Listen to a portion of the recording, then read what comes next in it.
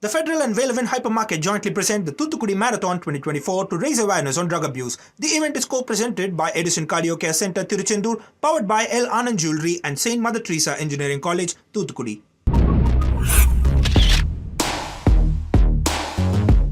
Hello and welcome to The Federal. You're watching Off the Beaten Track, a program in which we zero in on one issue and then take a 360-degree view of it in entirety. It has been very recent days that it's been extremely ironical that 3 students died in a library. They died in a basement library in a coaching center. The industry that they were enrolled in, that is the coaching industry, has a success rate, what I have read in the newspapers, of barely about 1%. Why are students enrolling in an industry where with such a low success rate? Obviously means that there is an acute shortage of jobs, the pressure to get a pakka naukri, as they call it in North India and also elsewhere in different languages. I am going to be talking about the crisis which is faced by India's youth. On one hand, we have India's economy growing, the government publicizing the fact that we are the 5th largest economy. But we are also possibly the largest army of unemployed in the world. To talk about all these issues and as to how it is affecting the youth, I am today joined by Ruchi Gupta, who is a young interventionist in the sense that she writes, she thinks on these issues. She has been part of the youth and the students movement in the way that she was deputed by the Congress party to oversee the functioning of its students union, that is a students organization, that is the National Students Union of India, NSUI. She writes several columns in various newspapers, including the Hindu and the Indian Express. Welcome to this program, Ruchi, and it's a real delight to speak to you. I have been reading you for several months now, and I had an intention that at an opportune time, I am going to invite you to come and have a short conversation with us. Welcome to this program. Thank you, Nilanjan. I'm very happy to be here. You recently wrote an article in the Hindu that the withdrawal of the Karnataka Reservation bill, after it was opposed by a large number of people, also provided an opportunity to discuss the reasons behind the state government's move. That is the unprecedented job crisis which I mentioned in the introduction. We also know that there is a long history of this tradition of state governments trying to bring in laws which protect the jobs which are available in the state. So that sons of the soil, that is the argument which has been actually called sons and daughters, to be gender fair. When it was phrased at that time, I'll say that it used to be only sons of the soil because women didn't actually go out to work at that time. That was the belief, but I think that needs a gender correction. The reason why this is there is because there aren't any jobs. So everybody wants to protect whatever is available for their own people. Now, this obviously brings a certain amount of pull and pressure. It also, what I referred is that we are the 5th largest economy, as the government says, yet there is such a huge crisis. Somebody who is always engaged with the youth of this country, what kind of anxieties are they always living in right from the time of school? So, thank you, Nilanjan. I think this is a very important issue that needs to be given primacy, the fact that there aren't adequate jobs or opportunities for young people. As far as young people are concerned, there is lack of opportunities first at the educational level, right? There's this big maramari to get admitted to prestigious universities and prestigious higher education institutions. And then once they graduate, then there is, of course, this anxiety about being able to land a proper job. Um, I think that before we get into it, the real question that you've talked about is that India is the fifth largest economy, right? So we are clearly growing. We are the largest economy. We are the fastest growing large economy in the world. But clearly, the link between growth, which is GDP growth, and employment has been severed. So we are growing, but we are not creating adequate number of jobs. And there are a range of reasons behind this, right? At one end, there is this larger trend that we've seen all over the world, which is globalization, financialization, and now the advance of technology, which is allowing a very small subset of individuals and capital to reap enormous benefits, right? And which is what we are seeing, that even in India, there is this conversation repeatedly about K-shaped growth, which is that, one end, the upper hand of the K, they are doing very well, but the lower hand of the K, their situation is declining, right? So that's one, which is the growth model that has been adopted around the world, but especially in India, where we sort of leapfrogged over manufacturing and went straight into the service economy. And now a small subset of individuals are reaping enormous benefits, and another set, the large masses, they are sort of struggling to make do. That's one, right? And the other is what has happened specifically in India is that there are three government interventions that really wreaked havoc on that lower end. There was an India ratings report which came out recently, and that said that it estimated, based on government's own data, that 63 lakh informal sector enterprises closed down in the 6 years from 2015 to 2020, 2015-16 to 2022-23, right? And that led to a loss of 1.6 crore jobs within those informal enterprises. So the government, with demonetization, with GST, with lockdown, that was another sort of, one is a growth model. And then there is another sort of an attack on MSMEs and the informal sector, where, you're leading them, you're forcing them into a situation where they've been forced to close down. And then people are being either forced to retreat into agriculture or the gig economy, or into own account employment. So that's created the dichotomy. Now in Bangalore, Karnataka especially, first of all, I think that this is a challenging issue and it's a complex issue that needs to be addressed in all its complexity. I do feel that every state government has a primary responsibility to its own electorate. So the Karnataka government is responsible to its own population and its own electorate. But you can't suddenly, you can't have this sort of balkanization of India, right? Where every state government is sort of thinking that you are part of a larger union. Right, and you are benefiting from the union. The growth of the software industry in Karnataka didn't just happen out of people from Karnataka, right? There was a lot of Certainly not. central government intervention. A lot of money came in from outside. People who earlier sort of started the industry, they were not all Kannadigas. So every state, likewise Bombay or Maharashtra, right? It didn't become a financial capital simply because of people within Maharashtra, right? So every state is obviously benefiting from the union. So there is a responsibility to the larger union.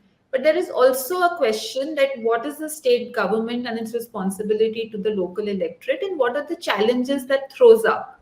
So at one end, we clearly see that there is a mismatch in the population, their aspiration, and the kind of jobs that are available to them. At the other end, we also see, there is a desire for the political leadership to be responsive to its own electorate. And at the third end, there is that we are part of a larger country, and no state government can simply say that we are an island and we are going to do our own thing. But this is a complex situation. You can't be just dismissive. You can't just outrage over it. This requires a certain amount of. It's a very overused phrase, but I'm going to have to use it. It does require a certain amount of cooperative federalism, right? Does require a certain amount of maturity to be able to say what does it mean to be part of the union, and what are the responsibilities also of the central government and other state governments as well. So there can be no knee-jerk response one way or the other. At the very least, I think this requires two things. One would be that we do need to rethink our growth model. It's not enough, and I think that realization is coming now across state governments and certainly the national government too after the losses in 2024. That there is a need to think beyond GDP and also of the distribution of growth, right? We are growing and we are growing well, but there is clearly an issue with the distribution. And that issue is coming up everywhere. You're seeing the Republican Party now talking up, that what do we do? Whether or not it's a good idea to impose tariffs on imports coming from outside to bring jobs, etc., that's a separate issue. But the issue that there is a certain section, a large section of the population that's losing out in the current growth model, and the distribution is not seen to be equitable. That question needs to be squarely addressed. And what is it that we need to do to make sure that everyone can be a productive part of the economy and our democracy? That's a question that is now coming up, and it should be at the forefront of our discussions. Right. No, I think you are absolutely correct by saying, that the response to Karnataka Reservation Bill cannot be of unequivocal condemnation or complete support for it. There are large number of areas which need to be looked into. Now, you referred to this K model, of growth. Now, during the campaign, among the numerous interviews which the Prime Minister Narendra Modi gave to various television channels, in one of the interviews, he was asked about the K model of development. He got a bit annoyed, saying that at least there is, what do you want me to do? Do you want me to keep everybody poor? At least some people are, this is the implication that at least some people are becoming rich. And possibly there was this imagination that at some point, the number of rich will increase, and then eventually this will percolate down and the K model will no longer be there. Now, this argument that do you want everybody to be poor, as somebody who is also engaged with politics, how do you actually respond to or assess this kind of an opinion? This is, I don't know if he meant it seriously, he was being facetious, what is it? But this is clearly a facetious answer to a very serious problem, right? The fact that I think that there was this feeling that a certain amount of inequality is inevitable for growth. But what we are seeing is not a natural sort of inequality, right? There was this idea that the rising tide will lift all boats. So the government first, came in with this fiscal policy. Huge amount of corporate taxes were waived. The corporate tax rate was cut in the feeling that there's going to be a certain amount of investment from the private sector. But that's clearly not materializing, right? Repeatedly, every time you read a single article on the economy, this question comes up that why is the private sector not investing? So this feeling that that trickle down model can work has clearly not worked, and the government itself is rising to that understanding, right? Whatever the prime minister may have said before the results came out, after the results came out, and the government was reduced to a minority, 240 out of whatever their desire for 370 was, that realization has come in, right? But what they're doing about it is a separate matter, but that realization has come in. And I can't imagine the prime minister now, after these results, making the same kind of a facetious response that you want everyone to be poor in terms of, and that would be egalitarian. That's not true. There is clearly, and this is not just the opposition that is saying it, it's not just civil society or other dissidents that are saying this. Consumer companies, they are saying this, right? FMCG companies are saying this, that there is clearly some issue where the bottom, the masses are just not consuming. And that is also why the private sector is not investing, right? This whole thing that the private sector is not investing is coming because they don't see that kind of consumption. Right. It's a facetious response, and the government itself seems to be realizing that there is a need for more equitable growth. And that was evident in a sort of the pivot that their budget took. We can go into the details of the budget, and the merits of some of the schemes that they have or the interventions that they have brought out at later in the interview. But that realization is now certainly there within the government as well. Mhm. No, you're talking about the realization being there within the government. You also refer to the fact that you're not very sure that if after the results, the Prime Minister is going to repeat what he said, dismissing the question over the K following the K model of growth. What is the verdict? What is the message from the verdict? If I may ask, trying to understand what has the government learned and why should it have learned? After all, it has, it's been only 2 years since it came in Uttar Pradesh, not in the other states really. So that's the argument of the BJP. Yeah, I missed a little bit. There was a small time lag in what you were saying. What is the argument of the BJP, Nilanjan? Well, the BJP's argument is that they lost the majority essentially because of a very poor performance from Uttar Pradesh primarily. But by and large, in other states, Rajasthan, of course, it was a bit of an aberration.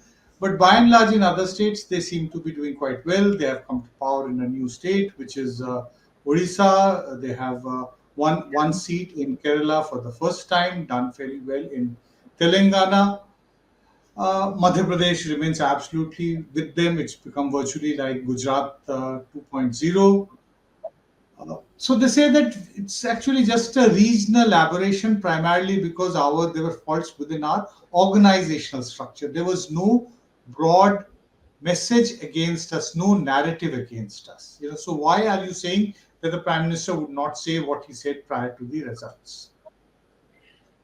First of all, what a political party says rhetorically after an election, before an election, during an election, that is not necessarily what it may be thinking or the lessons it may have learned Mhm. from the results, right?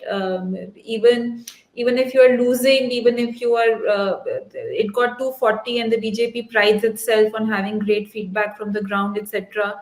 But even before counting, the day before counting, it was so sure, right? And everyone else, the exit polls, there was just like complete consensus that the Mhm. BJP is going to come back with a super majority. And then clearly the BJP did not come back with a super Right. majority. It was reliant on two alliance partners. In fact, So they what don't the have a BJP, yeah, so it did not come back, right? And it's now reliant on their two alliance partners, TDP and JDU, and a bunch of chotu potus. But that's really so. What it says now is just rhetoric, right? What Amit Shah ji had said very evocatively, "Chunavi Jumla." This is just Hmm. a political rhetoric. What they are saying right now. The proof of the pudding is in the pivot that they have. The budget clearly has pivoted Mhm. towards employment, right? Whether or not the schemes are or the interventions are good is a separate thing, but there is a clear pivot towards employment and in Okay. trying to address that dissatisfaction. I would say that the prime minister continues to be popular. They did. If you look at the CSDS Lokniti surveys, the BJP among the younger voters, they got 40% in 2019. They now seem to have gotten, I think, 39%. So it's Hmm. not as if there's been a huge drop. Right. And the states where the BJP was not there before, Orissa is a classic example, they did rise. So I think my takeaway from the 2024 election would be that this overpowering narrative that the BJP had, and especially the prime minister had, right, that Mhm. seems to have dissipated. If the BJP is saying that there were local organizational issues that came up and which have hurt them politically, those issues always existed, but the BJP and the prime minister's own charisma and popularity was able to paper over those issues. And now they have not been, right? So that clearly shows that the popularity and that sort of overriding sort of the ability to paper over everything local, that has dissipated, and that in itself is a message to the BJP.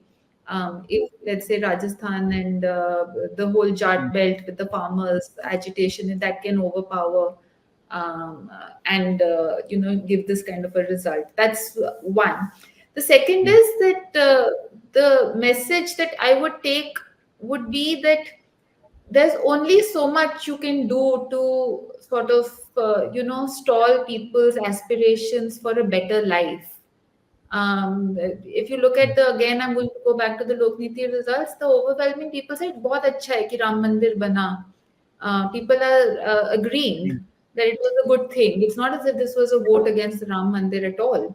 But still, people want a good life. People want a life of dignity. They want a life of opportunity. They want to move forward. And there's only so much you can do, right? That where you can say that we were not going to do any of that, and we're only going to give you notional benefits of identity, and that would be adequate.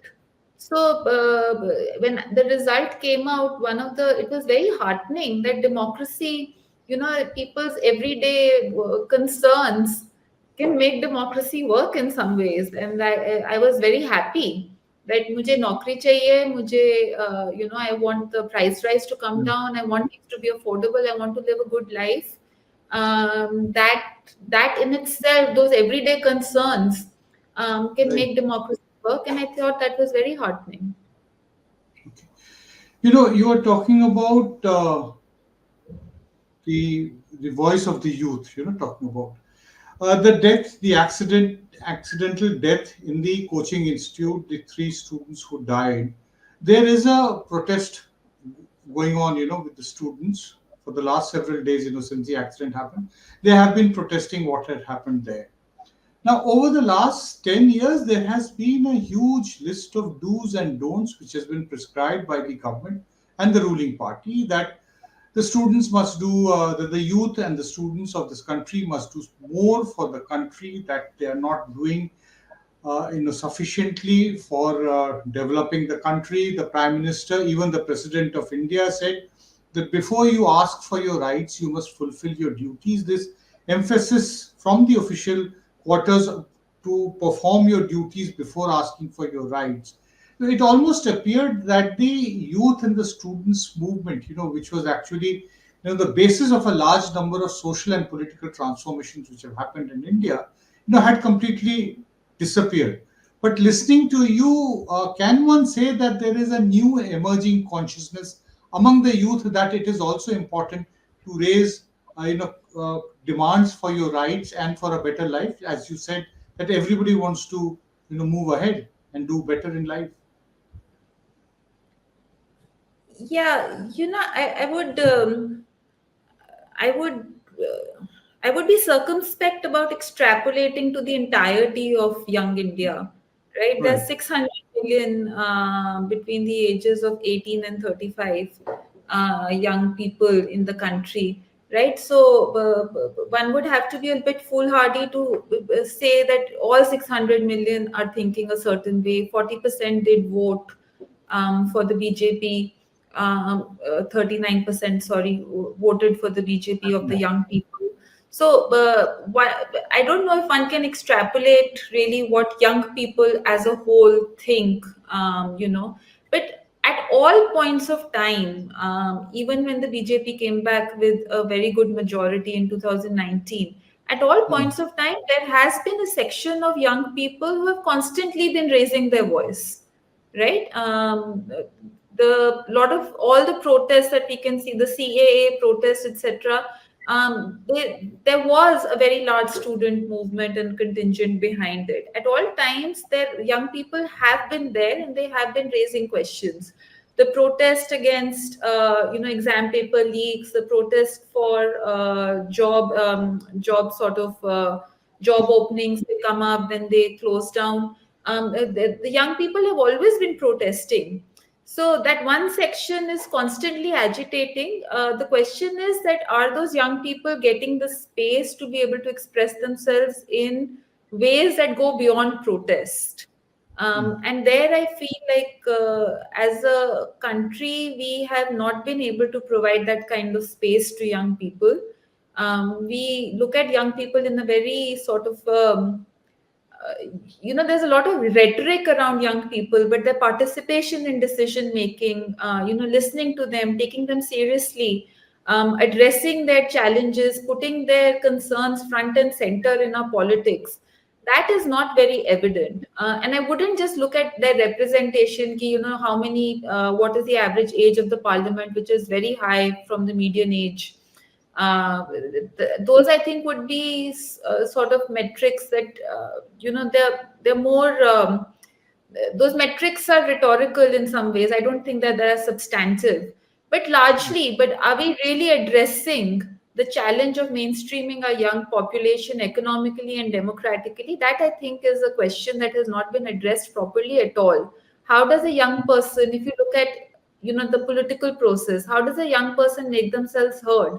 They can either become part of a rally politically, right, where they become foot soldiers in the larger thing, or they can go on Twitter and they can, or Facebook, and they can speak up. And I mean, what is their speaking up also? It's mostly retweeting and putting comments under someone.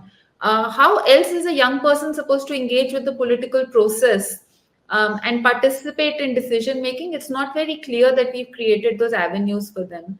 Clearly, economically, large numbers of young people have not been able to engage properly. And that is showing up now politically, right? Their lack of, their antipathy towards the ruling party, that's showing up, or the ruling class is showing up. But I'm sorry, I've given a very convoluted answer to this. No, it is not a, Yeah. it's a very complicated subject. In fact, let me draw you back to an article which you wrote in 2018, where you said, that where young people seem uninterested in politics but turned out in huge numbers to vote for Modi in 2014. Now, so there is a certain amount of process which is going on. You also listed in another piece which you wrote, you said that you listed four themes that emerge in your discussions with the students, students and the youth, what they are feeling, that they are not taking seriously. That was point number one, that their problems are not being prioritized by the government. uh, there is a lack of there's no sense of fair play for them. They feel that something or the other is fundamentally flawed, that the entire system is corrupt. Look at the examination papers leak, NEET, for instance, going up right up to the Supreme Court, still question mark remains over the entire process. Aspiration is not backed by a sense of direction, especially because a larger number of the educational base has expanded tremendously in the last 20 years. You have many more first generation learners than what used to be there when we were in colleges and in universities. And this entire thing of unfulfilled search for identity and self pride, which is actually very important. Is the government, is the country doing enough for them, so so as to, for the country and the industry leaders making demands from them? Narayan Murthy, for instance, last year, he said that the young people should spend more hours working, that they should do more for the country. But why should they do for the country? That can be the argument. Is the country doing sufficiently for them? That's my question to you. Is the country doing enough? Country, government, political parties, the system, whatever you would like to call it, is enough being done for them to develop a sense of loyalty to the country, to pay it back? Yeah, that's exactly what I was talking about. Are we doing enough to make them feel like they are part of a larger whole, right? When Mr. Murthy said that young people should say that this is my country and I will work 70 hours a week. And then there's another startup founder, I was talking to him, and he also said that young people should not worry about Saturday, Sunday. They should, they should just work constantly. And I would agree that there should be a certain amount of sense of purpose and desire to give back to your country. I feel very strongly about that. But the question is, if I'm working in, let's say, Infosys under Mr. Narayan Murthy, Am I feeling like I am part of, am I getting adequate and equitable returns for my input? Do I see a trajectory for myself to grow, forward? Or, out of the 100 rupees that get made, I am getting 30 paise, and, everything else is going somewhere to the top. This desire that we have, that the young people, especially at the lowest end, that they should demonstrate a certain amount of commitment, discipline, all of those things, punctuality, integrity, everything towards, work ethic towards their job. That comes when they feel like they're part of a larger whole. If they feel like they're being exploited, if they're not being treated properly, then it's really. I had a very young, not very young. I mean, she was 17 or 18, domestic worker, right? Very, very bubbly, and you just could not make her come on time. You just could not, get her to do things a certain way. She was just irrepressible. And it would annoy me, but I wondered that, if she washed my dishes very well, or if she came on time, what is she going to get out of it? Is she going to advance to become, the my chief domestic helper? Is she going to become the CEO of a company? These virtues that I am asking her to demonstrate, they are primarily to make me feel better, right? To make my life easier. It's not very Yes. clear that it's going to help her move forward.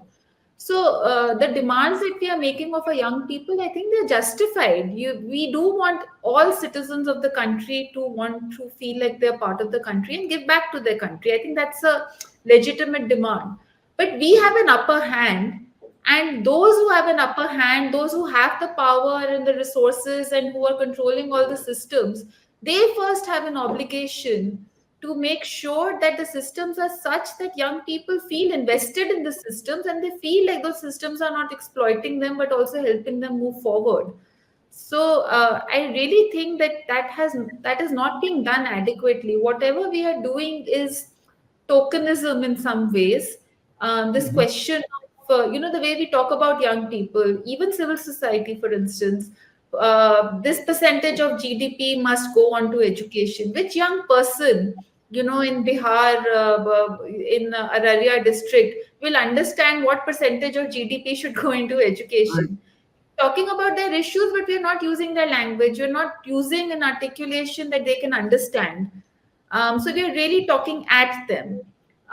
We are asking them to demonstrate virtues that have no clear connection to what they will gain when they move forward. The government, for instance, right now, one of the biggest sort of talked about schemes is 1 crore internships, Right. over a period of 5 years in the budget, right? But you look at the fine print. One is that it's not been fully detailed, but look at the fine print. They'll get 5,000 rupees every month. They will work for 1 year. If you have there are a lot of exclusions. So, for instance, if you're any person in your house has a job, has is a taxpayer, or they have a government service, they're not eligible. And then just imagine the aspiration and reality mismatch. For 5,000 rupees a month, this young person is expected to spend a year in a company doing an internship, but there is no guarantee that this person will be absorbed, and there is no benchmark that the government has given. It's all voluntary. So maybe the companies will simply hire them for 1 year, just keep them on the side. A lot of interns are simply treated as photocopiers. Free And labor. That's what we see in well, large number of companies. actually it may not even be free labor. It may simply be ignored labor, because they've been told to told the companies have been sort of given a mandate. But there's no real thing that if you spend 1 year in this very underpaid job, when an average salary would be, say, 15,000 or 20,000, even at the lowest level for an unskilled worker, that at least 20% of them will get absorbed. So the aspiration and reality mismatch, then, after 2 years, if the scheme does not work as expected, we will say that young people are given opportunities, but they don't rise to the occasion. But we are also not seeing that the opportunities that we are giving to them are so vastly, uh, different from their aspirations which we ourselves have cultivated, Right. right? And I see this everywhere, that the aspirations that we are cultivating, we are showcasing these people who are in 3 years. The Zepto CEO has suddenly, made a company of God knows how many thousands of crores, and suddenly they are everywhere, and we are sort of valorizing the startup founders, and then we are telling these young people कि तुम 5,000 रुपए महीने पे नौकरी करो, and there Right. is no guarantee that after these 5,000 rupees a month you're going to get somewhere either, right? So no, please carry on. Sorry. So just to complete, what we are setting up as aspiration and what we are giving to them, that also without any uncertain path for growth, is just so different that of course it's going to lead to a certain amount of frustration and alienation from the opportunities that we are giving to them. And then we say कि ये time pass करते हैं, ये Twitter पे रहते हैं, ये Facebook, Instagram पे रहते हैं. But a certain amount of escapism, if even I was in that situation, I might want to escape from my reality. Right. So, the last question, that the message has certainly gone to the government and the ruling party, but the response is not adequate enough. What response would you think would be adequate, and does this actually create a space for the opposition? Yeah, so I think the opposition, I've always mentioned that despite all the repression, despite all ED, CBI, everything, the very fact that a country is so large, it has so much diversity, that always has creates space for opposition, right? And we saw in the 2024 election, the fact that people have a desire for a better life, that in itself creates space for opposition. And I think that to the opposition's credit, they have used it as well, right? It was an election that was fought under extenuating circumstances, in a real amount of repression. Two CMs, Yes. sitting CMs, being thrown into jail. 95% of cases, ED, CBI cases against the opposition leaders. So it was an election that was fought under extremely extenuating circumstances, and I think the True. opposition did really well under the circumstances. So that's one. Two, is the government doing adequately? I don't know. What the government generally has a desire to do things in a very sort of centralized fashion. The current government, and it doesn't allow for the desire for political control, creates these externalities which creates a lot of apprehension, right? There have been multiple interventions by serious people who say that the reason the private sector is not investing is because there's also an apprehension of lack of rule of law, and the fact that there isn't policy continuity. If you feel like the system under which you're operating is not operating under a certain stable policy environment, then there is apprehension for to make a lot of investment, right? Or if you feel like you're going to be extorted, or like for instance, the Infosys got a 34,000 crore GST bill, tax demand, or a pre-show cause notice for a 34,000 crore GST demand. All of those creates barriers towards that kind of investment that's required. The other thing is that the government can only do so much to create employment, right? The government Right. as a share of employment in itself is very small. Of course, those positions and vacancies should be filled. So ultimately, it will have to be the private sector that creates those These jobs. employment. So the first part is your governance creating that kind of confidence in the private sector for it to do the kind of investment that is required. Second, are your priorities being reflected, in the equitable sort of distribution where that consumption would be able to rise for, again, that private sector to be able to create those kind of jobs? And third, are you doing enough to allow MSME, the small and medium enterprises, to grow, which clearly demonetization and GST and lockdown, etc., did not, right? So what is the government going to do to make up for that kind of job losses that have happened at the lowest end, where those enterprises have come down? The question of is the government doing enough? I think that can only be answered, by seeing what the government is doing. This budget shows an understanding that yes, we need to pivot and we need to address the demands, legitimate demands of people for jobs and equitable growth. But it's not clear to me that the government will also do the other things that are required to allow that kind of growth and those kind of job opportunities to be created. And of course, like I mentioned, the opposition certainly has a space in it. And the opposition, I'm sure, will take rise to the challenge as well. Well, thank you. You have explained quite well that the government has actually got the message, but so far, at least, the action from the side is not adequate, and it does create space for the opposition to make its presence felt a bit more in the Indian politics. As we always say, that politics, the more it becomes competitive, it is better for the people. The biggest challenge, of course, is for the youth and for the students of India.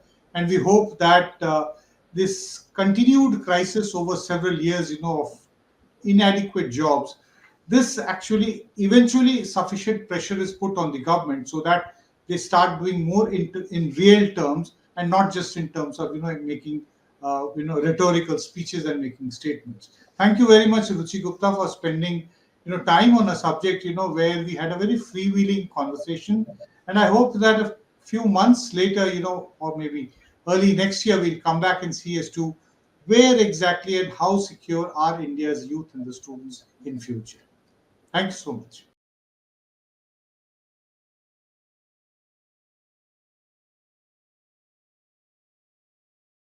The Federal and Relevant Hypermarket jointly present the Thoothukudi Marathon 2024 to raise awareness on drug abuse. The event is co-presented by Edison Cardio Care Center, Tiruchendur, powered by L. Anand Jewelry and St. Mother Teresa Engineering College, Thoothukudi.